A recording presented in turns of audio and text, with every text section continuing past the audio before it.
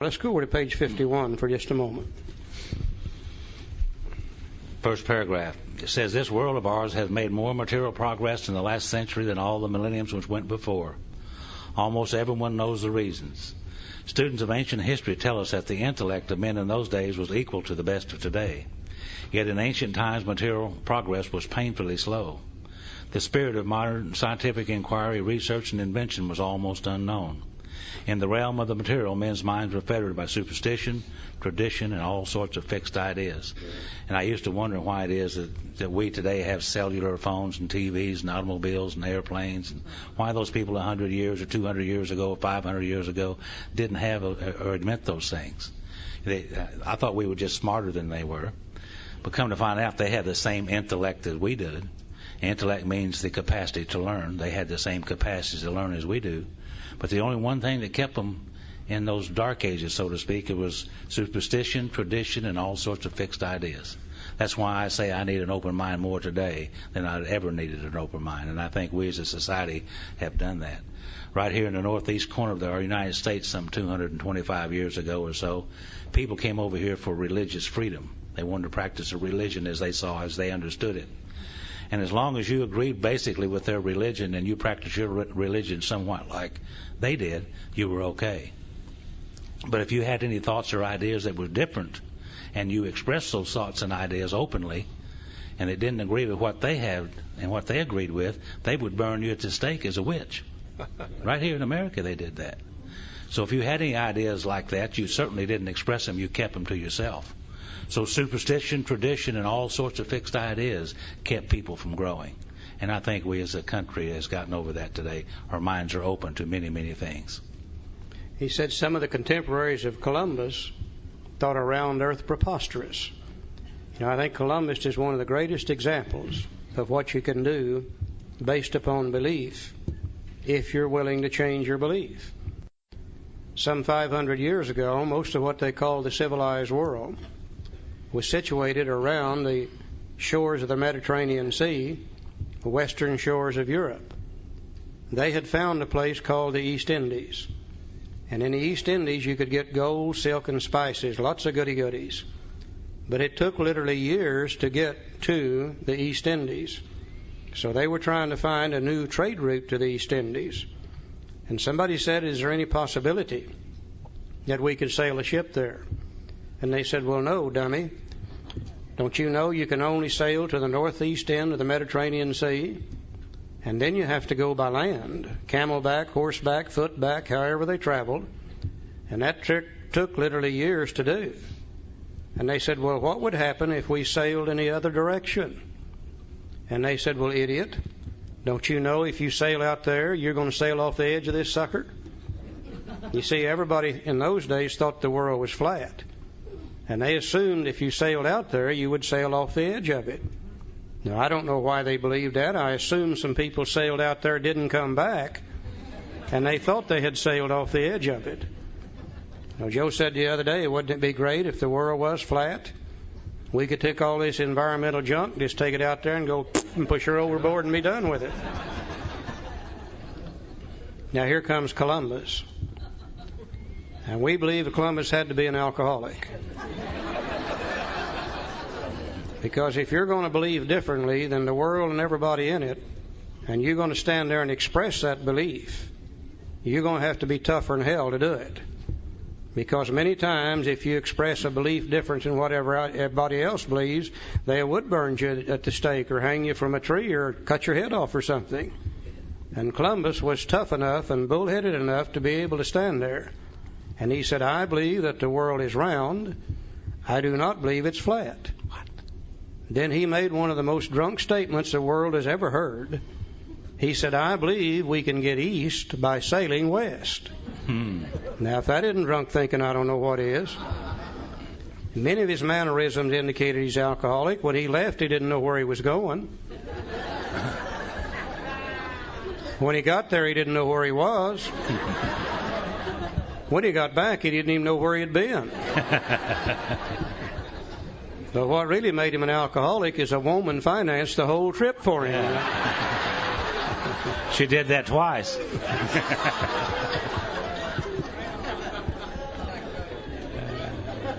Columbus followed a little formula. You want to write down these key words in this formula. He followed a little formula that the world has always known. That if you want to change anything at all, there are certain things that have to take place. And the first thing you have to do in order to change anything is to be willing to do so. Circumstances are what make us willing. Trying to find the new trade route to the East Indies is what made him willing to change. The second thing you have to do to change anything is to believe you can do so. You know, he said, I believe that the world is round, it's not flat. I believe you can get east by sailing west. But his belief didn't do him any good either, because he's still standing on the shore of the ocean the day he expressed that belief. Some days, weeks, months, years later, he did the third thing. He made a decision. He said, by golly, I'm going to go find out whether this thing is round or flat. Can you really get east by sailing west? But his decision didn't do him any good either, because he's still standing on the shore of the ocean the day he expressed that decision. Some days, weeks, months, years later, he did the next thing you have to do. He started taking action. And the first thing he did, he went to the King of Portugal to get the money. But the King of Portugal, being a very astute businessman, said, there's no way I'm going to let you have this money, because you'll sail out there and sail right off the edge of this sucker and I'll lose it all. That's why he ended up with the Queen of Spain. Sweet talked her out of the money on the promise that he would bring back gold, silk, spices, and the goody-goodies of life. She gave him the money. He bought 3 ships. He put provisions in those 3 ships. He put crew members in those 3 ships. And they began to go east by sailing west. Sailing west day after day after day. Now, we don't know for sure, but we have a suspicion that on that first trip, he hired a special sailor, put him on the bow of the lead ship at night with a lantern, whispered in his ear, said, I believe this thing is round, but if you see the edge of this damn thing, you holler so we can get turned around in time. Now, after having sailing straight west for several days, they got results. They found land on the other side, which was the result of the action that they had taken. Now, we know that he thought it was the East Indies. It wasn't. It was the West Indies. But he had proven to himself the world is not flat. It is round. You will not sail off the edge of it. Turned right around and came right back to Europe. Went right back to the Queen of Spain. And she said, Columbus, where's the gold, silk, and spices you promised you would bring me? And he said, sweetheart, I'm sorry, but I didn't find any. But he said, tell you what I'll do. If you'll refinance me, I'll go back. Trust me, honey, please. And this time I'll find it. And she refinanced him. And he got some more ships, more provisions, more crew members. They began to go east by sailing west with one big difference. The second trip, he didn't hire the special sailor, put him on the bow of the lead ship at night. This time he went back on faith. He went back on knowledge. The first time he went back on belief. You can't start with faith. The only thing you can do is start with belief, make the decision, take the action, get the results, and then you'll have faith. Now, I would love to sit here and tell you today, and the decision will do us no good unless we take the action. And that's 4, 5, 6, 7, 8, 9, 10, and 11. As the result of the action, then we will get results too. Having had a spiritual awakening as the result of these steps, we now have faith, we now have knowledge, we no longer believe. You see, I don't believe today that God will restore me to sanity. I know that He will because He has done so. Now, those of us who have been restored to sanity and we have the faith, then we can go back and help the next newcomer come to believe. They can make a decision, and we can take them by the hand and walk with them through the action steps. Then they will get results. They'll have a spiritual awakening, and then they'll know, and then they can go help the next newcomer come to believe. Now, there's only one thing you and I can't do for the newcomer. We cannot make them willing. That's a job they have to work on themselves. Now, how does an alcoholic become willing to change? Very simple. drinking lots of whiskey. I hear people come to AA and they say, I've been working on step 1 for 3 years in AA. And I said, no, you haven't. You don't work on step 1 in AA. You work on step 1 out there. And when you've drunk enough of that whiskey, you just can't stand it any longer, then you become willing to change. Then we can begin to help you by helping you come to believe, decide, act, and have a spiritual awakening. Same formula that the world has always used to change the status of anything. Now, if I know I need the power, and if I know the beginning of the finding of the power is just to believe, if I know the procedure to follow to find the power, then I only need to know one more thing. Where am I going to find that power? And I think we get here just as confused about where God is as we were ever confused about anything else. As a kid growing up, somewhere I got a picture in my mind. Now, I don't know whether I dreamed it or saw it. But in my mind, when I was thinking about God, He was a tall, elderly gentleman, stood on a cloud up in the sky, long flowing white robes on, long white hair, golden halo around his head, and sun rays shooting out of that halo, and a big stick in his right hand. Now, I don't know whether I saw that or whether I dreamed it, but one of the reasons I thought God was there is because every time the minister talked about God, he always pointed up there, so I knew he had to be up there somewhere. But then what really confused me, I noticed every time the minister wanted to talk to God, he always looked down here. He points up. Hell, no wonder we get confused as kids about where God is. And I looked and I looked and I looked and I looked, and I never could find God, because I never did know where He was. And it took the big book Alcoholics Anonymous to tell me just exactly where I'm going to find Him. Page 55. You know, many years ago I was working for, not working, but I was involved in a halfway house in Tulsa, and I was heavily involved, and there was this young man there who'd asked me to be his sponsor, and he said, well, what do you think I ought to do? I said, well, it'd be probably a good idea if you had a job, you know, to start somewhere here. And he said, well, easy for you to say, I don't have any car, and I can't get back and forth with no money. Can't even ride the bus. And I said, well, I'll take you around and help you find a job. And then if you find a job, I'll take you back and forth till you can get a couple of paychecks, and then you can buy a car or do whatever you need to do. He said, fine. So I'm taking him back and forth to work. And one morning he told me a story that really helped me a lot. And he said, and this is the way the story goes. He said, there was 3 wise men of the East, he said, and they took from man the crown of life, the thing that would make us the happiest, and took it away from him. And they said, well, now we took it away from him, what are we going to do with it? I said, well, one of the guys said, I'll tell you what we'll do. We'll take it to the highest crevice on the face of the earth and the highest mountain, and we'll hide it up there, and he'll never be able to find it. The other 2 said, yeah, but you know how they are. They'll hunt and they'll search and they'll eventually find it. The third one said, I'll tell you what, we'll take it to the deepest crevice of the deepest ocean and hide it there, and they'll never think about looking for it there. But he said, yeah, but you know how they are. They'll hunt and they'll search and they'll eventually find it.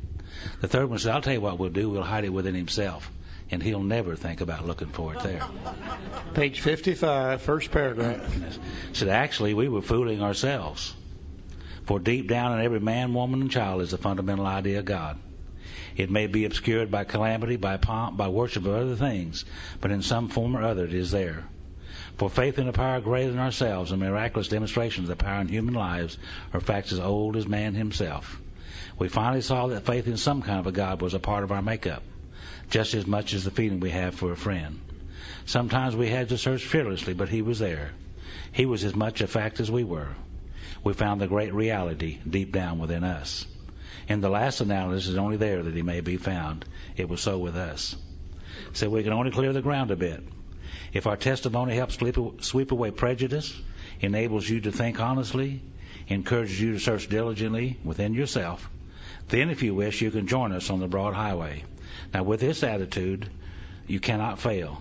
The consciousness of your belief is sure to come to you.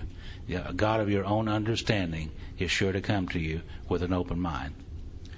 You know, it seems as though all human beings are born with some basic knowledge deep down inside themselves, probably lying at a subconscious level. And that basic knowledge seems to be able to tell us what we should do and what we shouldn't do. Seems to be able to tell us how we should live and how we shouldn't live. And I'm sure a lot of people would like to refer to that as just plain old common sense. I think others might want to call it innate intelligence. Some might want to call it the conscience, and others might want to call it the soul. And I don't think it really makes any difference what we call it, as long as we recognize the fact that it's there. And if you're anything like I am, as far back as I can remember, I've always been aware of that knowledge. There used to be times I would be getting ready to do something, and some voice somewhere from within inside me would say, "Charlie, I don't believe you ought to be doing this." And I wouldn't pay a bit of attention to it. I'd go right ahead and do it, and I'd just get in one hell of a mess. And that same little voice would say, "See, I told you not to do it in the first place."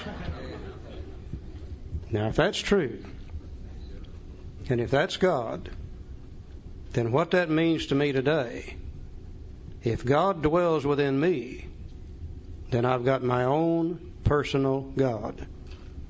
I don't worry anymore about whether He's the God of the Baptist church or not. I don't worry whether He's the God of the Catholic Church, the Hebrew religion, or anybody else's God. If He dwells within me, then He's my own personal God, and He and I can come together in very simple, very understandable terms. This is one of the greatest pieces of information that I have ever learned, is that I can have my own God, and He dwells within me, and my knowledge comes from Him, and through Him I'll be able to find that power. Now then, am I ready to make a decision? You betcha. When He was a God of justice, when He was hellfire and brimstone, I wasn't ready to make that decision. But throughout this chapter, my concept of God has changed entirely, and I'm beginning to believe He just might be a kind and a loving God. And just maybe He'll start doing some good things for me, not hellfire and brimstone. And now I'm ready to make a decision. And I don't think it's by accident that the very next chapter is entitled How It Works. And I think we get here just as confused about where God is as we were ever confused about anything else. As a kid growing up, somewhere I got a picture in my mind. Now, I don't know whether I dreamed it or saw it.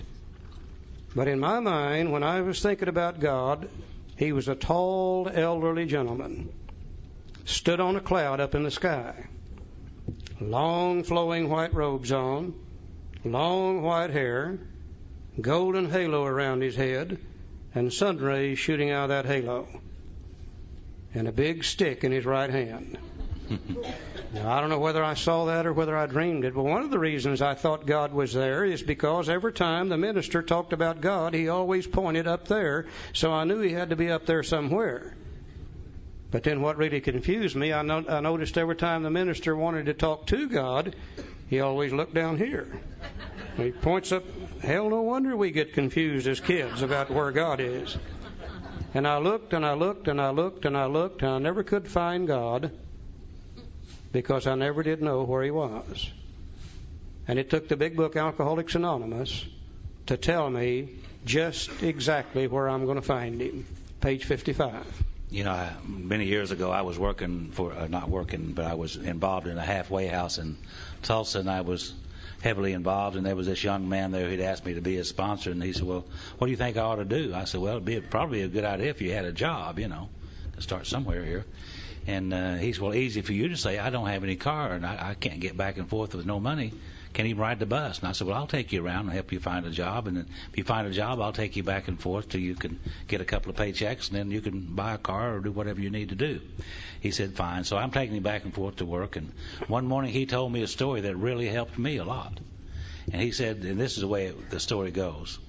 He said there was 3 wise men of the East, he said, and they took from man the crown of life, the thing that would make us the happiest, and took it away from him.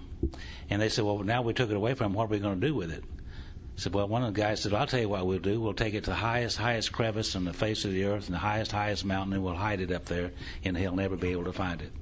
The other 2 said, "Yeah, but you know how they are. They'll hunt and they'll search and they'll eventually find it." The third one said, I'll tell you what, we'll take it to the deepest crevice of the deepest ocean and hide it there, and they'll never think about looking for it there.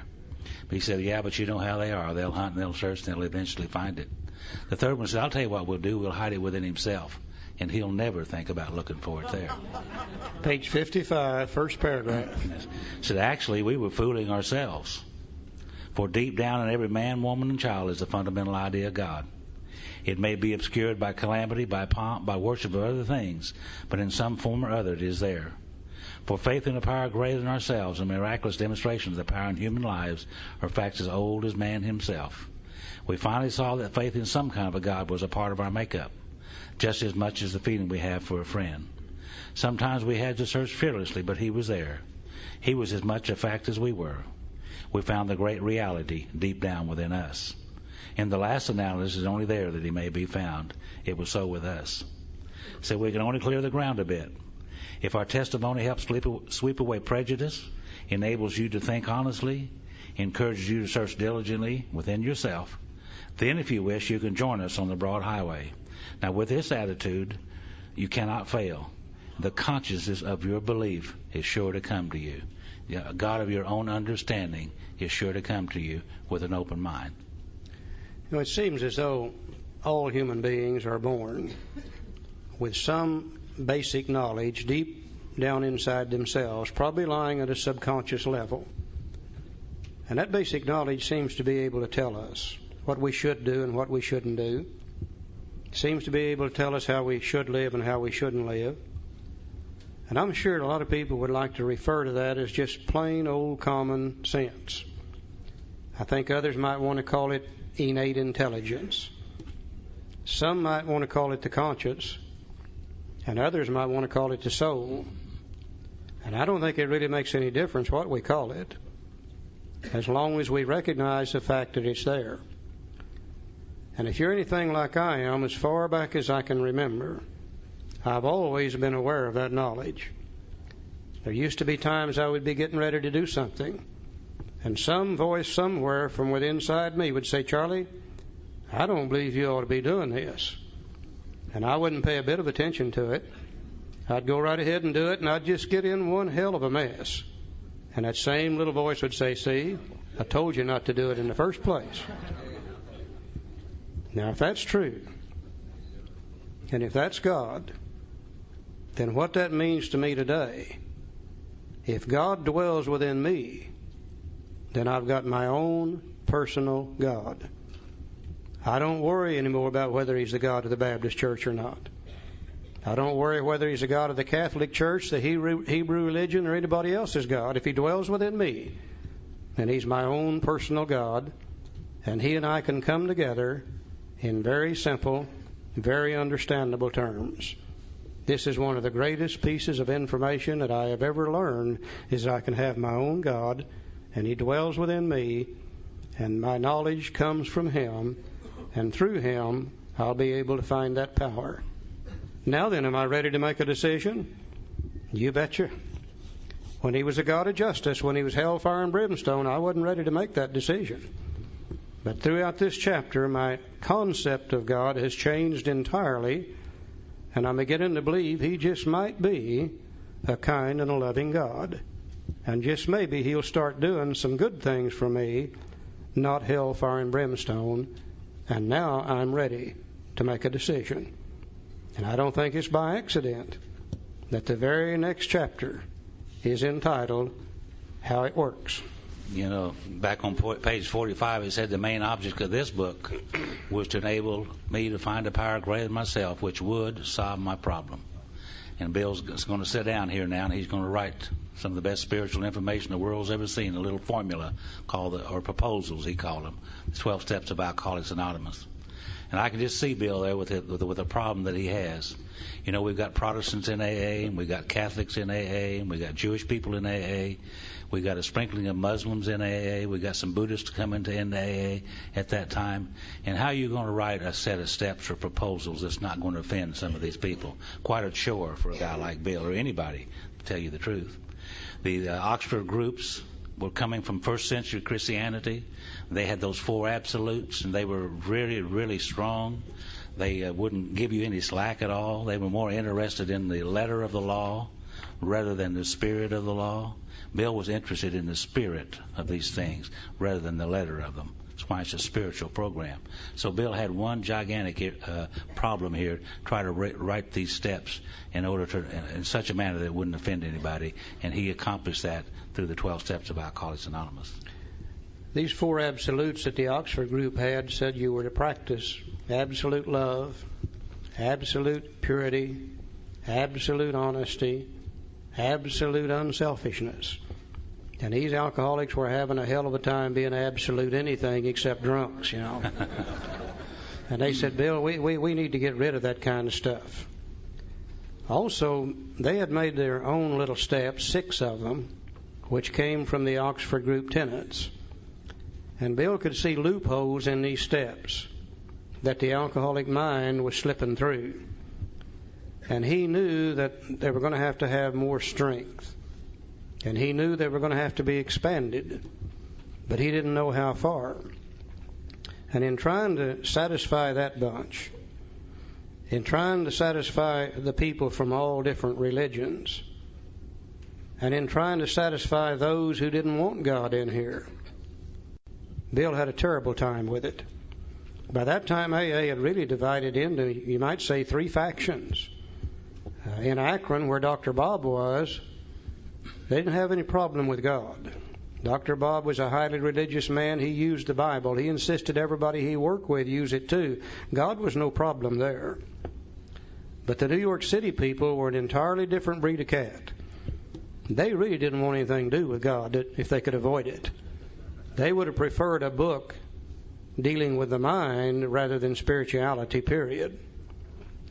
And there was finally a third faction that had said, well, let's talk about God, but let's don't talk about Him too much. Let's come down somewhere in the middle of this thing. So Bill's trying to satisfy them all. And he said he tried and he tried and he tried and he tried to get started on chapter 5. This is going to be the directions on how to recover. And he said, I simply could not do it. And he said one night while in bed, leaning against the pillow behind his back, leaning against the headboard, pad and pencil in hand, trying to start chapter 5, he said, I finally just gave up. And said, I put down the pad and the pencil, and said, I prayed and asked God for help and direction. And he said, I meditated for maybe 10 or 15 minutes. And he said, then after a while, I reached over and picked up the pad and pencil. And he said, it felt as if the pencil had a mind of its own as it raced across the pages. In less than 30 minutes, he had written How It Works. One of the greatest pieces of spiritual information the world has ever seen. After he had written it, he went back and numbered these proposals, and he found out there was 12. He didn't set out to write 12. He went back and numbered them, and there was 12 of them there. Now, almost immediately after having done that, somebody knocked on the door. One of the guys in a New York City group had one of his sponsees with him. They knew that Bill stayed up late working on the book anyhow, so they had come by to see Bill on the way home. Bill could hardly wait to show this to this older member. Look at the new 12 steps. And the older member said, what in the hell is this? Said we only had 10 commandments and now you got 12. And he said 6 has been sufficient for everything up till now. And he said, I don't like it at all. And the fight was on. And they fought, and Lois finally came in and gave them a cup of coffee and settled them down. Then Bill presented this How It Works to the other members, and that's when the crap really hit the fan. Because they began to say to Bill, this sounds too much like the Oxford Group Absolutes. You're going to have to get some of that stuff out of there. And they said, Bill, you're trying to give directions to people, and you don't have the right to tell anybody what they have to do. And build this and build that and build this and build that.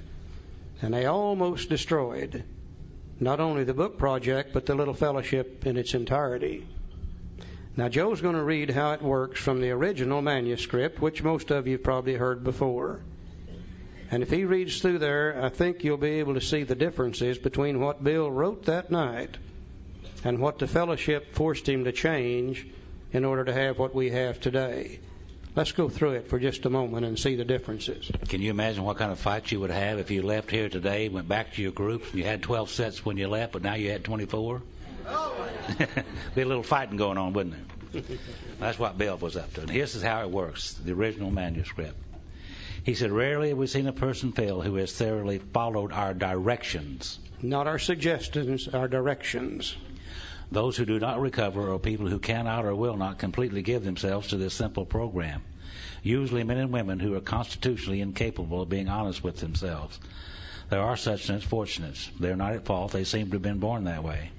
They are naturally incapable of grasping and developing a way of life which demands rigorous honesty. Their chances are less than average. There are those, too, who suffer from grave emotional and mental disorders, but many of them do recover if they have the capacity to be honest. Our stories disclose in a general way what we used to be like, what happened, and what we're like now. Now, if you have decided you want what we have and are willing to go to any lengths to get it, then you are ready to follow directions. At some of these, you may balk. You may think you can find an easier, softer way. We doubt if you can. With all the earnestness at our command, we beg of you to be fearless and thorough from the very start. Some of us have tried to hold on to our old ideas, and the result was nil until we let go absolutely. Remember that you are dealing with alcohol. Cunning, baffling, powerful. Without help, it is too much for you. But there's one who has all power. That one is God. You must find him now. Half measures will avail you nothing. You stand at the turning point. Throw yourself under his protection care with complete abandon. Now we think you can take it. Here are the steps we took, which are suggested as your program of recovery. 1. Admitted that we were powerless over alcohol and that our lives had become unmanageable. 2. Came to believe that a power greater than ourselves could restore us to sanity. 3. Made a decision to turn our will and our lives over to the care and direction of God as we understood him. Over to the care and direction of God as we understood him. Remember that. We'll refer to it later on. 4. Made a searching and fearless moral inventory of ourselves. 5. Admitted to God and to ourselves and another human being the exact nature of our wrongs. 6. We're entirely willing that God remove all these defects of character. 7. Humbly, on our knees, ask him to remove our shortcomings, holding nothing back. 8. Made a list of all persons we had harmed and became willing to make complete amends to them all. 9. Made direct amends to such people wherever possible, except when to do so would injure them or others. 10. Continued to take personal inventory, and when we were wrong, promptly admitted it. 11. Sought through prayer and meditation to improve our contact with God, praying only for knowledge of his will for us and the power to carry that out. 12. Having had a spiritual experience, as a result of this course of action, we tried to carry this message to others, especially alcoholics, and to practice these principles in all of our affairs. Now you may exclaim, what an order, I can't go through with it. Do not be discouraged. No one among us has been able to maintain anything like perfect adherence to these principles. We're not saints. The point is that we're willing to grow along spiritual lines. The principles we've set down are guides to progress. We claim spiritual progress rather than spiritual perfection. Now, our description of the alcoholic. That's the doctor's opinion, Bill's story, some of it in chapter 2 and 3. The chapter 2, the agnostic. Chapter 4. And our personal adventures before and after. Bill's story and those in the back of the book. Have been designed to sell you 3 pertinent ideas. Well, Bill was a salesman, you know. A, that you are alcoholic and cannot manage your own life. Step 1. B, that probably no human power can relieve your alcoholism. Step 2. C, that God can and will. The rest of step 2. Now, if you're not convinced on these vital issues, you ought to reread the book to this point, or else just throw it away. Go ahead. So you can see that Bill his intention was not just a set of suggestions. He was going to give real directions on how to work the steps and when to work the steps, and going to give us precise, specifically, clear-cut directions on how to do that. And he was very adamant about it. But the crap hit the fan, and they asked him, and they made him through the argument to make some changes in this original how it works. And so today's how it works that we have in the book and the changes that was forced upon Bill. And Bill said that he would compromise with him in this area, but he made a deal with him. And I can imagine through all the argument that they had up to this point, back and forth of this program, the kind of arguments that they had. They were almost ready to disband and ruin the little Fellowship of Alcoholics Anonymous at that time. So Bill made a little compromise.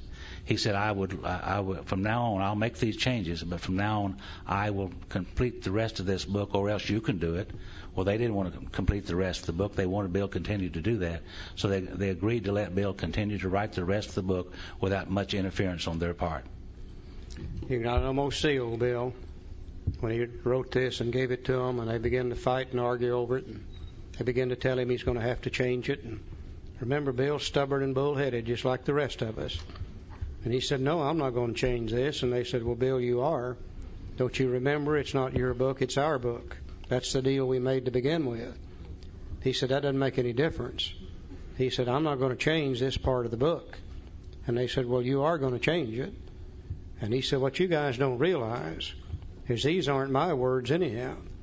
He said, these are God's words. They came after prayer and meditation. And they said, we don't give a damn whose words they are. It's our book, and you're going to change it. And finally, Bill realized that if he didn't compromise, they would destroy this project and maybe the whole fellowship. And there was a non-alcoholic psychiatrist around in those days, and he made some suggestions. He said, why don't you change it from directions to suggestions? You'll still get your meaning across, and probably more people would accept it. And he said, well, you're saying you. He said, don't do that. Don't tell them what they have to do. Change that to we. Say this is what we had to do. Then you'll get your message across, and more people would probably accept it. And he said, well, you're saying must, change that to ought, and it will be more acceptable. Now, Bill very, very reluctantly made those changes. Now, today we don't know. If they hadn't made the changes, if they'd left it like it was originally, maybe instead of 2 million worldwide, we might have 10 million. But also, if they hadn't made the changes, instead of 2 million worldwide, we might only have 10,000. Who knows? Nobody knows. We just know this is the history behind this particular part of the book. Bill was cunning, baffling, and powerful also, because he said, okay, I'm going to compromise with you, but you're going to have to compromise with me. And they said, well, what do you want? He said, I'm tired. I fought with you all I'm going to fight. He said, if you want me to finish the book, then you give me the authority to do so. And if you don't want to give me the authority, then you finish the book. Well, they didn't want to give him that authority, but they didn't want to finish the book either. So they very reluctantly agreed to that. Now, what Bill knew that they didn't know is 2 pages later, he's going to put directions and you and must right back in the book. He's had it in the book all the way up to how it works.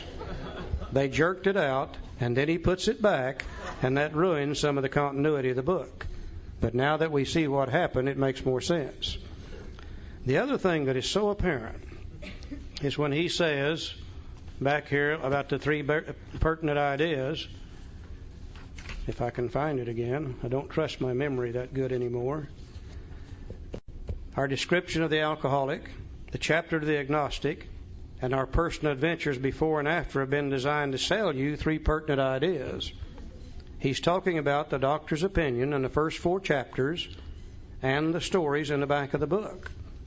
And if we've been sold on those 3 pertinent ideas, A, that we're alcoholic and cannot manage our own life, then we're through with step 1. If we've come to believe that no human power can relieve our alcoholism and that God can and will, then we're through with step 2.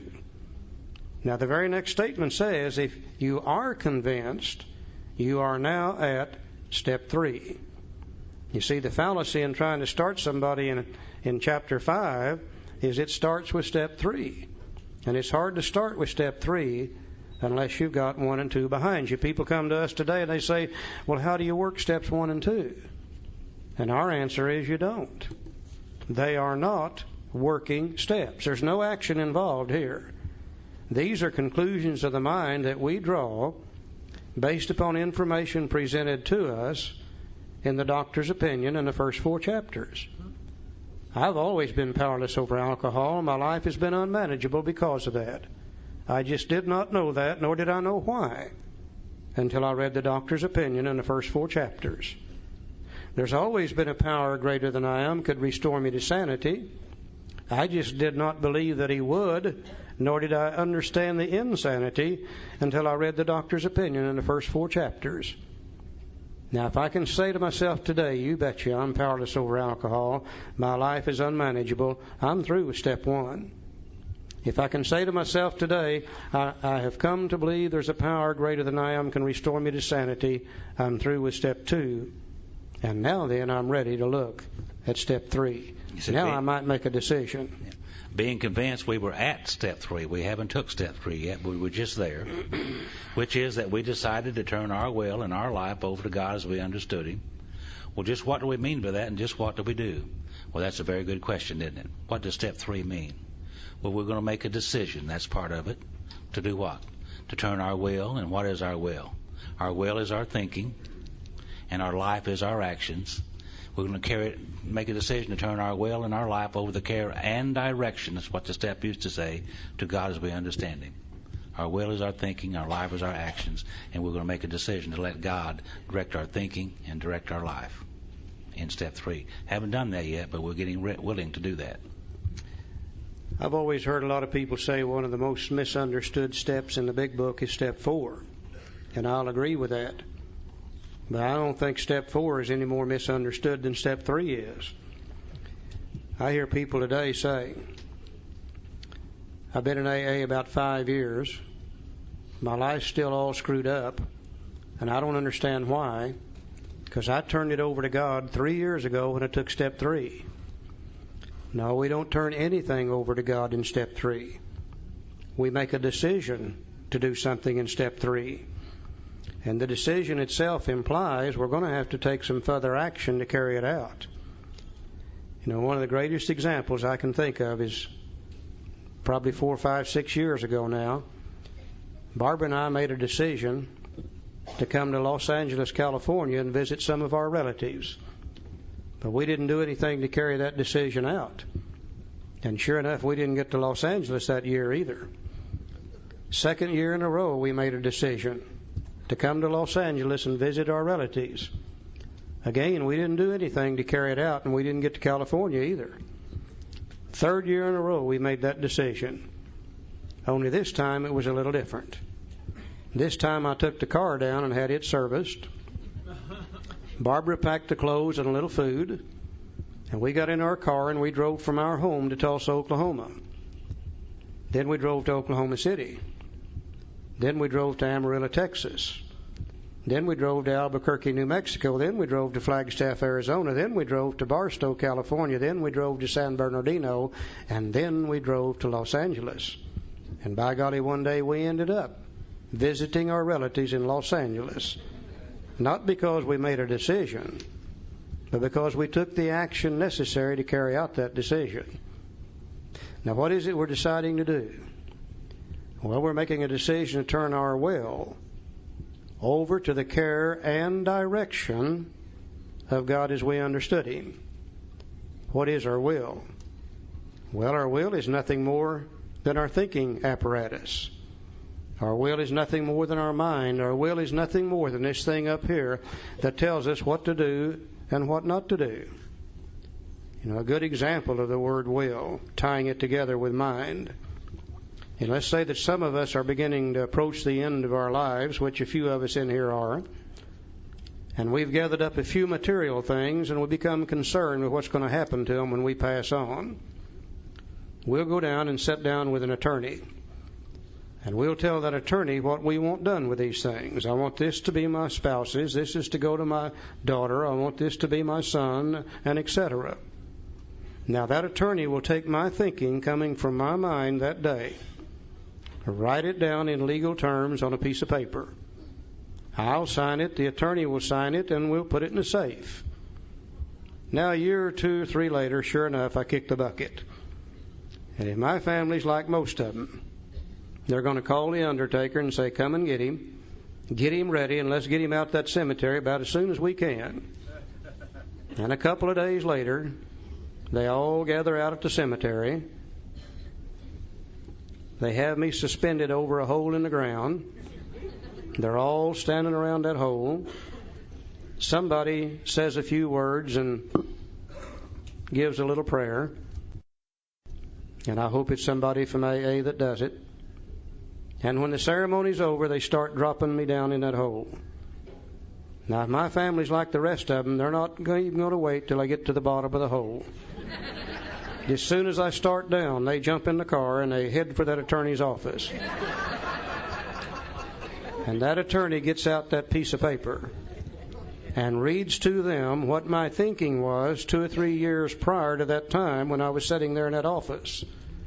We know they call that piece of paper a will. It's not by accident. Will, thinking, mind are all synonymous.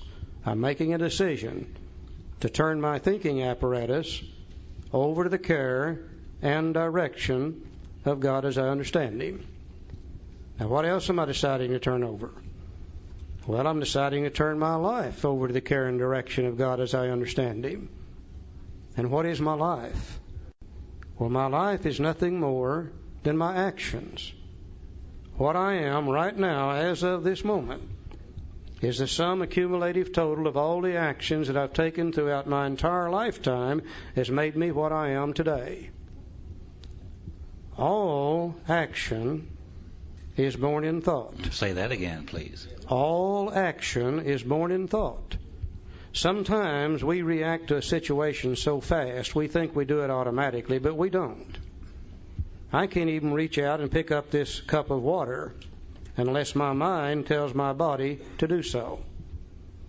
So if all action is born in thought, then it stands to reason my life is going to be determined by how I think. If my thinking is okay, chances are my actions will be okay. Chances are my life's going to be okay too. If my thinking is lousy, chances are the actions that I take will be lousy, and chances are I'm going to have a fouled up life too. Now, when I got to this stage of the program, I went to my sponsor and I said, I don't think I'm going to be able to take step 3. And he said, why? And I said, because if I turn my will and my life over to the care of God as I understand Him, I have no idea what He would have me be. And He may want me to be a missionary. And He may send me to China. And I sure as hell don't want to go there. And he just laughed. He said, well, let's look at it this way. He said, at least it wouldn't be in the hands of an idiot, would it?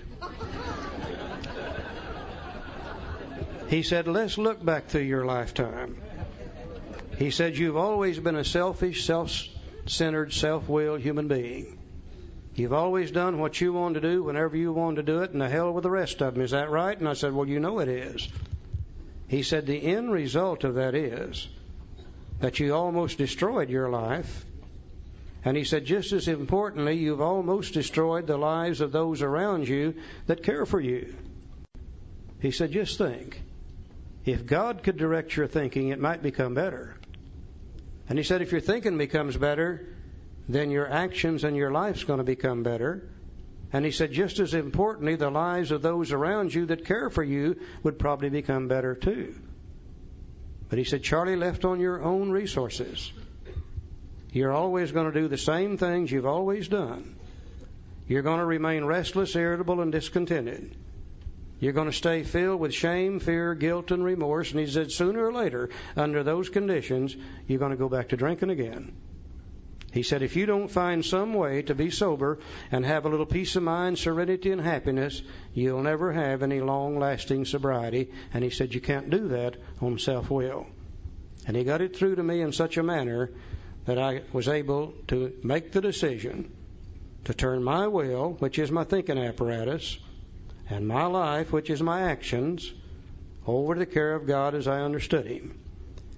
Absolutely amazing what has taken place since that time, Joe. You know, remember last night in the area of the forward to the first edition, it said that specifically with clear-cut directions. And, you know, Bill wrote down those precise, specific, clear-cut directions on originally how it works, but they forced some changes on him. And when these changes come out, and what we see in the book now, those are the changes that were made. So a little continuity of the book kind of got mixed up here. Bill's precise, specifically, and clear-cut directions were altered a little bit, but later on he puts them back in the book, as we see. So right here... By the way, as far as we know, we're the only species on Earth that's ever faced with this decision. It seems as though all the other species on Earth don't have self-will. That whatever they do at any given time is always done on God's time at God's direction. It seems as though we human beings are the only species that God gave this thing called self-will to. Therefore, you see very few of the other species here on Earth in trouble. I've never seen a tree hit a car yet. The one thing wrong with self-will is everybody's got one. That's one of the things wrong with it. So the book says, and he gives us these little instructions here now. They're going to come short and sweet. We'll have to be prepared to see them. And he says the first, so he's going to tell us what to do first. The first requirement is that we be convinced that any life run on self-will can hardly be a success. On that basis, we are almost always in collision with something or somebody, even though our motives are good. Most people try to live by self-propulsion. Each person is like an actor who wants to run the whole show, is forever trying to arrange the lights, the ballet, the scenery, and the rest of the players in his own way. If his arrangements would only stay put, if only people would do as he wished, the show would be great. Everybody, including himself, would be pleased. Life would be wonderful. Wouldn't that be nice if everybody would mind? They won't mind me. They just won't do it because they have self-will. My will for my wife and my children is one thing. Their will and their life is another. They have a self-will, and their thoughts are different from mine. And sometimes, and most of the times, they're in conflict, and they just won't mind me. I know they'd be a lot better off if they would, but they won't. Now, some 12 or 13 years after Bill wrote the big book, and after many, many years' experience with some of the great teachers and minds in the world, and after many, many years with experience with us alcoholics, Bill was forced to write the 12 and 12. And he was really trying to push the traditions on the fellowship. He was hard selling the traditions to the fellowship, and they weren't buying a lot of it. But they needed the traditions, and he knew that. So he decided to write the traditions. And he thought, well, I'll put some short stories or short essays about the steps in with the traditions. And maybe if they will read the steps, they'll eventually read the traditions. So he wrote the 12 and 12 for us. And the 12 and 12, again, is just a short essays, short stories about the steps. And it doesn't tell you how to work the steps. It is a short stories about the steps. The only piece of literature in AA that tells you how to work the steps is the big book of Alcoholics Anonymous. But in the area of the fourth step, in the 12 and 12, there was some of the best information the world's ever seen on about self-will and what makes people tick. And it's called the Basic Instincts of Life. And I always suggest to people that I sponsor that they go to the 12 and 12, read the first 3 or 4 pages about the basic instincts of life, get a working knowledge about the words that you see in there, and then look them up in the dictionary because they're very important words. And we're going to use them a little later on in the third column when we get ready to do the 4-step inventory. So I needed a working knowledge of that information, and Bill, in his usual manner, wrote some of the best information about the basic instincts of life, and very, very important information. I think we have to face the fact that in 1937, 38, and 39, when Bill was writing the big book, he was not a spiritual giant. He was not a great student of human nature. Bill was a night school lawyer, a New York City stock speculator.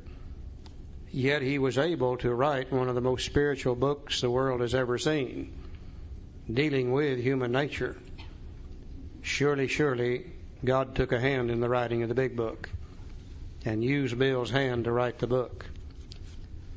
But by 1950 and 51 and 52, Bill knew a lot more about spirituality, a lot more about human nature, a lot more about we alcoholics than he did back in the 30s. Studied with some of the greatest minds in the world for a period of years. And I think he felt that he had some new information that he could give us that would make it easier for us to work the steps according to the big book Alcoholics Anonymous. Basically, that's what he says in the 12 and 12. That the big book has always been the basic text and always will be. You simply cannot work the program out of the 12 and 12. I see lots of people try it, but they can't do it because there's no directions on how to work the steps.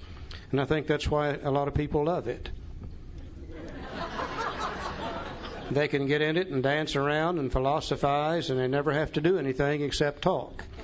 But there's some information in there that is absolutely invaluable, that if we can see it and understand it and accept it, it makes the working of the steps out of the big book so much simpler and so much easier.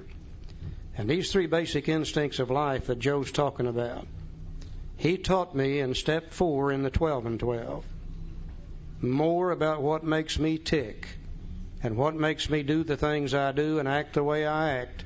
He taught me there more in 2 or 3 pages than I had learned in some 40 years of living at that time. Let's look at them for just a moment. I think it'll make it a lot easier to be able to see why we need to make our decision in 3. Plus, it sets us up really with information for step 4. Now, in your handout sheets, you've got a little picture in here about the middle in there somewhere. I think it's page 7 and 8 in your handout material, which says the basic instincts of life which create self. And he said all human beings are born with 3 basic instincts of life. They are God-given. They're absolutely necessary for survival of the human race. Therefore, they are a good thing. The first thing he talked about is the social instinct. And he said all human beings are born with a desire to be liked, to be accepted, to be respected by other people. He said all human beings are born with a desire to come together in groups with other people. And said if we didn't have those desires and cared nothing for each other, that the world would go into complete anarchy, dog-eat-dog situation would reign, and eventually, under those conditions, the human race would fail to survive. Now, he used several terms under the social instinct. He uses the term companionship. And that's nothing more than wanting to belong or to be accepted. So many of us grew up on the outside of the crowd, looking in, wanting to be, and knew we could not be. He uses the term prestige. That's wanting to be recognized or to be accepted as the leader of the group. And the world needs leaders. You know, I guess somebody back in the old caveman days had to say, John, get behind that tree with your spear. Jack, you get over there with your club. And Mary Jo and I'll run this sucker through here and we'll have something. Somebody got to do that. Most people will take one of 2 directions. Either let me be a part of or let me be the leader of. In the other case, it's based upon what other people think of us. Self-esteem. Self-esteem is what we think of ourselves. And that's usually high or low based upon what other people think of us or what we think other people think of us. If they seem to like us and accept us, we feel pretty good toward ourselves. If it feels like they reject us and they don't want us, then we feel pretty lousy toward ourselves. Pride. And I'm glad I got into the habit of going to the dictionary. I always thought pride was something you ought to have. All I ever wanted to be as a young boy growing up, I wanted to grow up to be a man who walked tall with pride and just a little bit sideways like John Wayne does. Until I looked it up in the dictionary, and it says pride is an excessive and unjustified opinion of oneself. We either think too well of ourselves or too little of ourselves, and in either case, it's not the truth. Personal relationships is our relations with other human beings in the world around us. Ambitions are the plans for the future, to be liked, to be accepted, and so on and so forth. All human beings have these things. Now, if I want to be liked and accepted and respected by the world and the people in it, the first thing I've got to do is decide, well, what do they want from me? Society teaches us those things as we grow up. It'll vary in different parts of the world. One part of the world, perhaps, it's a good education. Another part of the world is to be a large landowner. Another part of the world is to have a large family. Any number of things based upon where we live in the world. And as we grow up and they teach us these things, and we ourselves set goals for ourselves as to what we want to become in the future. And if we're going to reach the goals that we set for ourselves, we're going to have to work at it. You can't just be a bum and sit on your duff and be successful and people like you and accept you. If it's a good education, you're going to have to work at it, whatever it might be. By the same token, we're going to have to make some sacrifices. There are some things that I would really like to do as a human being that are very pleasurable and very exciting, but if you catch me at it, you're not going to like me at all. And I don't think you and I would do the work necessary to reach the goal, nor make the sacrifices necessary, unless we get a reward for doing so. And the great reward, Bill said it in his story when he said, I had arrived. God, how many of us have done it? We've set that goal and we just literally worked our tails off for years. And the day we reach the goal and they pat us on the back and they say, Joe, you're a fine fellow, you're a good man, you're doing great. There's a feeling comes over us which is one of those indescribably wonderful feelings. Great, great feeling. The only thing wrong with it seems to be just a temporary feeling. No sooner do we reach the goal, we get the praise, we get the recognition, we get the prestige from it, and we look around and we say, well, is this all there is to it? And we set another goal. And we work and we work and we strive and we strive and we sacrifice and we reach the new goal and we get the praise and recognition, feels great, doesn't last long, and we set another goal. It seems to create within we human beings an insatiable desire for more and more power, more and more recognition, and we're not getting it fast enough and they're not giving it to us the way we think they ought to, so what do we do about it? Well, we start taking shortcuts. We start doing a little lying, a little conning, a little manipulating, a little stepping on other people's toes and climbing on their backs, and the instant we do so, we create pain and suffering for others. They in turn retaliate against us and create pain and suffering for us. Plain that a life run on self-will can hardly ever be a success. Under those conditions, we'll always be in collision with people, places, and things. Second basic instinct he talked about is the security instinct. Now, I know in AA we try to live one day at a time. But I also noticed about everybody in this room's got an insurance policy. The purpose of the insurance policy is to protect ourselves in the future. Bill said all human beings are born with the desire to be secure in the future. Said if we didn't have that desire, we wouldn't provide the food, the clothing, the shelter, the things that we need to survive. And next winter we would just simply freeze to death. Or the next drought season we would starve to death. So this desire that we have to be secure in the future is a God-given thing, and it is necessary for our survival. Now, once again, if you're going to be secure in the future, you have to decide, well, what is it that I need in order to be secure? Society usually teaches us those things as we grow up, and it varies in different parts of the world. One part of the world you only need $4. Another part of the world you need $4,000.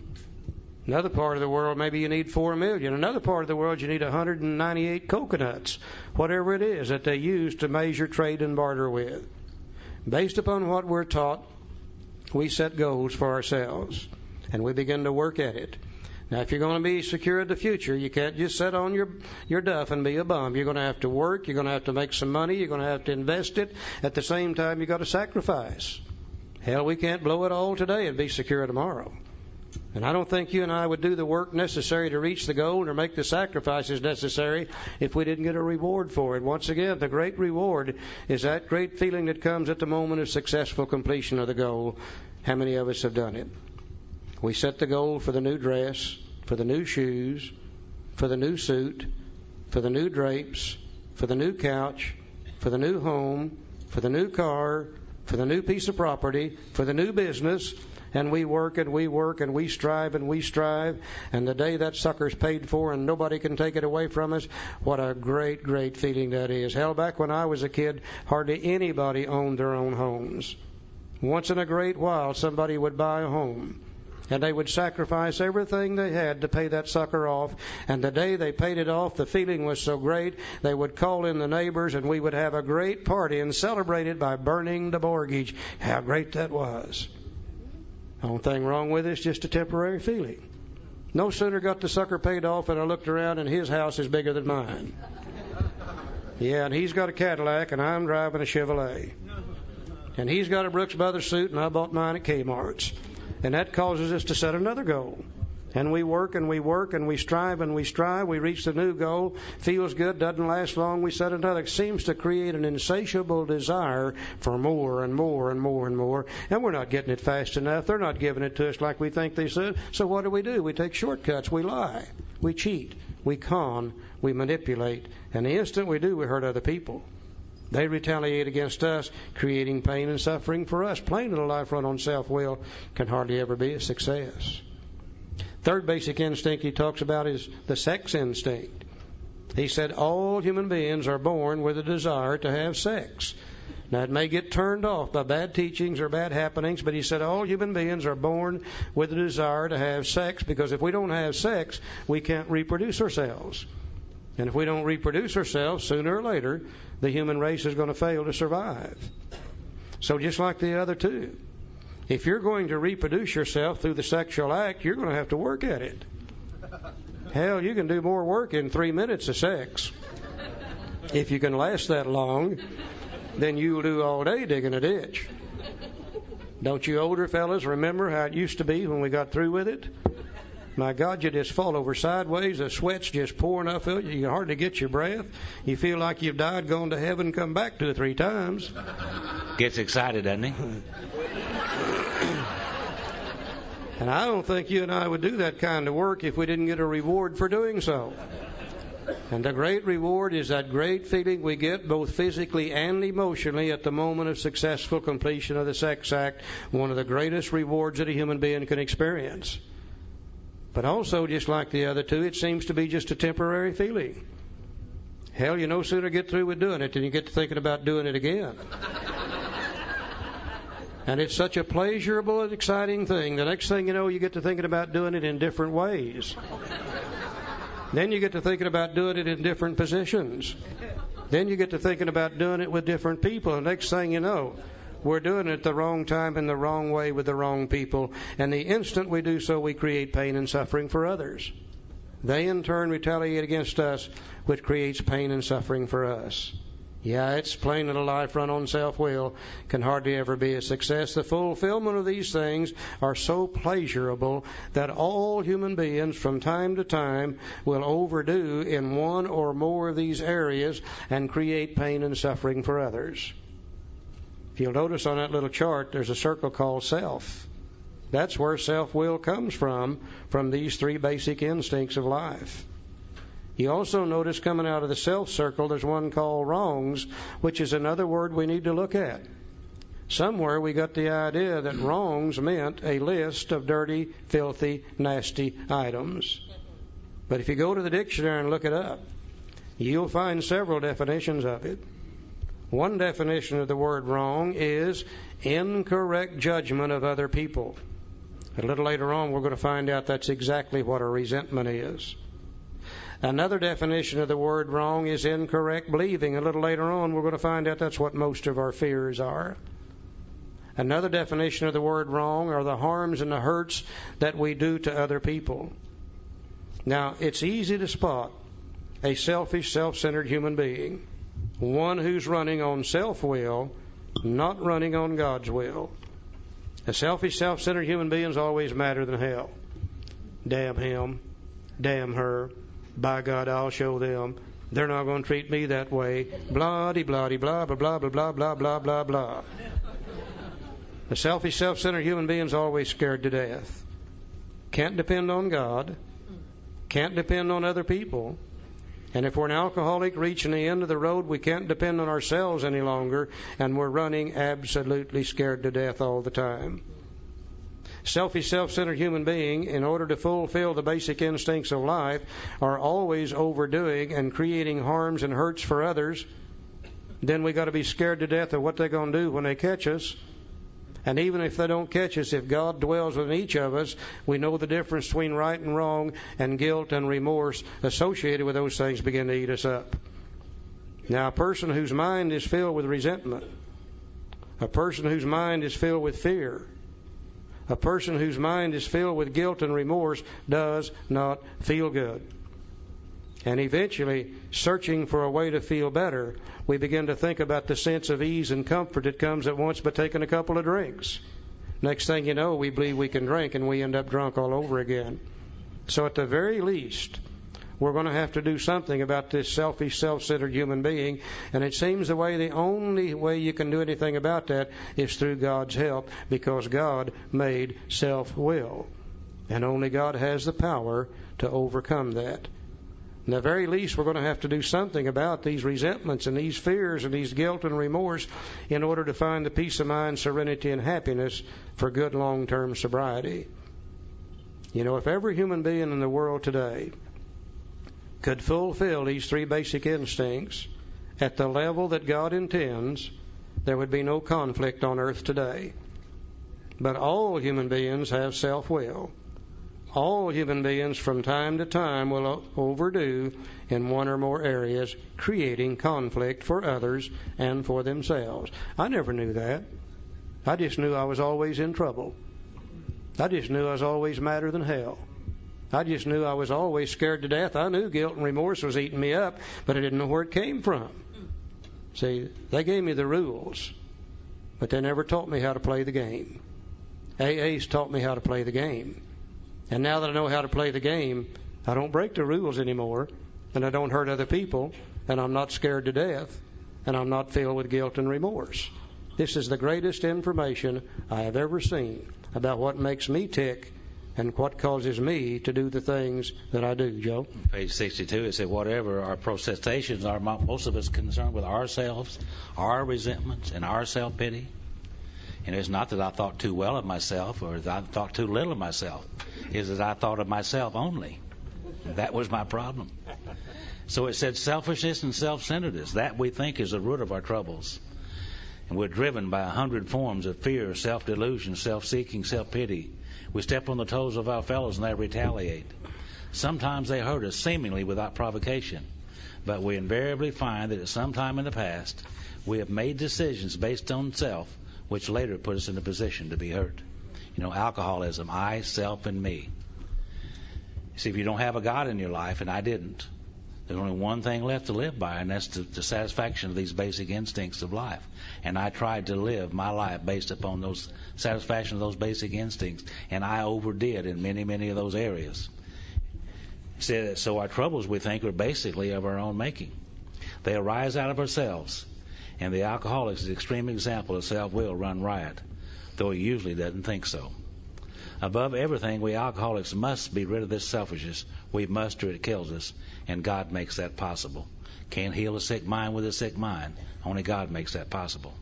And there often seems no way of entirely getting rid of self without His aid. Many of us have had moral and philosophical convictions galore, but we could not live up to them even though we would like to. Neither could we reduce our self-centeredness much by wishing or trying on our own power. We had to have God's help. Well, this is the how and why of it. So He told us how it works. Then He told us why it won't work because of selfishness and self-centeredness. And now He's going to tell us how it really works. Well, this is the how and why of it. It tells us what to do first. First of all, we had to quit playing God. It didn't work. Everything I read leads me to believe this is a God-directed world. Now, if it is a God-directed world, then those of us who have been self-directed, and those of us who tried to direct everything and everybody around us, we've been trying to do God's job for Him. We're not God. We've just been playing at being God. And the book says we're going to have to quit doing that if we want any peace of mind, serenity, and happiness in the future. I think one of the great mistakes I see today in AA is people trying to force themselves to be better. And self-will cannot overcome self-will. Only God can overcome self-will. So if we want any peace of mind, serenity, and happiness, it looks like we're going to have to turn to God and let Him be the director, let Him do His job, which is direction. Next direction. Next, we decided that hereafter in this drama of life, God was going to be our director. Not our suggester, our director. He's got His word back now. From here on, it'll be directions. He said He is the principal, and we are His agents. He is the Father, and we are His children. He said most good ideas are simple. And this concept was the keystone of the new and triumphant arch through which we would pass to freedom. And what is that idea, this concept? That He is the principal, and we are His agents. He's the Father, and we are His children. He's the boss. I work for Him. Now, when I first got into this area of the third step, I used God like you would an errand boy. I said, God, please help me to stay sober. And by the way, while you're at it, help Him get my wife back. Which one? The second one. I didn't want that first one back. That first one didn't drink. She was mean and ugly. Ooh. I like the one that drank. Where was I, Charlie? God, get me a job. Oh, yeah, God, get me a job. And by the way, pick up a little extra money for me. I need some money. I use God like you would an errand boy. Send Him out like that. And after I got sober, I got to reading in that other book, that other big book. And in front of that book, there's a story about, they said he worked for 6 days and then he rested. Now, to my knowledge, he didn't have to go back to work anymore. So it looked like there's going to be work being done around here. It's going to be me doing the work. He said, He's the principal, we're the agents. He's the Father, we're the children. He's the boss, I'm the employer. Most good ideas are simple. And this concept was the keystone of the new and triumphant arch with which we pass to freedom. Now he's referring again to that wonderfully effective spiritual structure. Step 1, willingness, was the foundation. Step 2, believing, was the cornerstone. Now he tells us what we're building. A triumphant arch through which we're going to pass to freedom. And he said the keystone of that arch is a simple little idea that we're going to let God be the director. You know, in the old days when they built arches, the stones were all stacked loosely without mortar. And they began to lean together, and there was a center stone up here called the keystone. And if it was cut right, it would support the entire arch. But if it wasn't, it would slip out and the arch would collapse. Well, the keystone of the new and triumphant arch through which we're going to pass to freedom is this simple little idea that we're going to let God be the director. Now, for most of us, that's the first time we've ever had that idea. Or if we once had it as children, we lost it somewhere. And instead of letting God be the director, we were the director because we told God what we wanted. God, do this. God, do that. God, give me this. God, give me that. God, if you do that for me, I'll do that for you. And not only did we direct God, we directed everybody around us. But we're going to quit doing that. We're going to let God be the boss from this day on. Now, that is a radical idea for people like us. This is the decision that we're making.